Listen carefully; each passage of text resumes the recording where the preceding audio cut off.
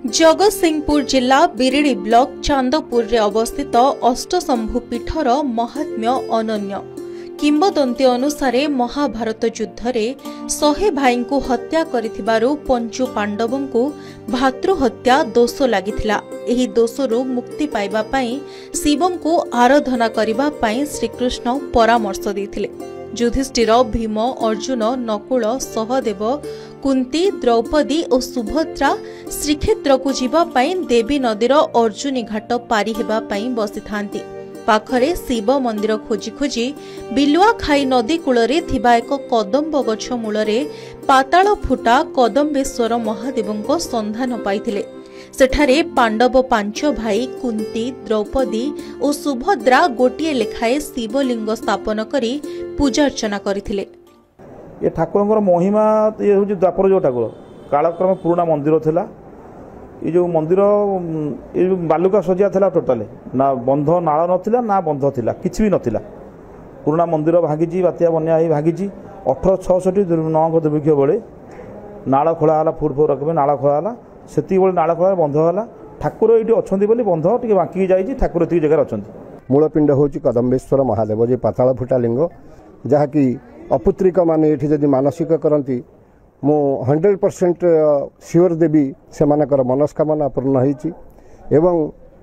कटक, केन्द्रापड़ा, जाजपुर, बालेश्वर नियाली काकटपुर लगे जो मैंने पनियरी चाष करती चाषी मैंने प्रायतः ये महाप्रभुंकर प्रथम पादुक नहीं जाए से फसल बा जो फसल करेंगे चाषी मैंने कृषक मैंने जदि छिंचती तांकर बहु परिमाण में शस्य उत्पादन हुए पनीपरिया उत्पन्न हुए बोली विश्वास अच्छी। वर्तमान सुधा से लोक मैंने एठिक आसुचंती। पर्वपर्णी आमर तो हूँ मुख्य जागर मुख्य पर्व। तापर शीतल षष्ठी आम ठाकुर शिव पार्वती बाहागर शीतल षष्ठी, कार्तिक पूर्णिमा, कार्तिक मासर प्रत्येक सोमवार प्रत्येक भिड़ बहुत भिड़ रहे। बहुत भल पर्व सी कार्तिक पूर्णिमा कार्तिक मासटा टोटाल। तापर आमर 12टी संक्रांति सी भी प्रत्येक संक्रांति प्रबल भिड़ बहुत भक्त आसती मंदिर को। तापर आमर एमती सब पर्वपर्वाणी सब लगी रही। कालक्रमे नदी पथ परिवर्तन और प्रखर स्रोतरे मंदिर क्षतिग्रस्त होइतिला। 1866 9 दुर्भिक्ष परे इंग्रेज माने माछगां केनाल खोलाइथिले। से केनाल खोला जिबा समय रे मंदिरर भग्नावशेष और 8टी लिंग उद्धार करा जायथिला। सेही दिन ठारो स्थानीय ग्रामवासी द्वारा नूतन मंदिर तैयारी करा जाई कदम्बेश्वर महादेव अष्टशंभु नाम रे पूजा पाई आसुछंती। ठाकुरंको मुख्य पर्वपर्वाणी मध्यरे जागर यात्रा, शिव विवाह, बड़ ओषा, श्रावण सोमवार, प्रतिटी संक्रांति और प्रतिटी पूर्णिमा अन्यतम। मंदिर बेढ़ारे छिन्नमस्ता काली, नवग्रह, महावीर, गणेश, कार्तिक, पार्वती, वृषभ और चंडी चामुंडा को पूजा करा जाए। सकाळु पहुड़ खोलिला परे बाळ धूप, मध्याह्न धूप, संध्या धूप बढ़िथाए। मंदिर परिसर रे पुराना मूर्ति, पत्थर और मंदिरर भग्नावशेष मध्य रही। दूरदेश थी एठी आसी पहुँचली। मो शरीर बड़ असुस्थ है। शंकर भगवान आश्रित हली एवं एठी आसिली 79 मसीह मुझे प्रमुख पाखे आश्रित हो रही। कौटी ओधिया पड़नी किसी करनी केवल मोर झाड़ू हूँ जीवन, मो प्राण हृदय स्पंदन। जो झाड़ू मुझे अगणा बड़ाए से हूँ मो जीवन। से झाड़ू मुड़ा बेले मत गोटे स्वप्नादेश है तो 3टा मात्र औषध दिज्व। से पृथक काया मु देखिली आखिरे देखला परे आउ खोजी पाइल नहीं। शेष दिने हाजीपुर छक मु बसची हठात से रूप से आकार से पेट नाभि से कहले बाबू तू एत आक्रांत हो जाइछु कौन एत व्यस्त? आज्ञा शरीर प्रति चलीज ना ना ना मु 3 पान औषध देवी। ये कथा को से कथा मिसिला। शेष मत से 3 पान औषध देले। एक आपण आगे कहली कौटी गुप्त था ये मोर जाऊ से आरोग्य है मो जीवन समर्पण करी सारा जीवन ये दृढ़ विश्वास और निष्ठार सहित मुझे समर्पित हो जाइए।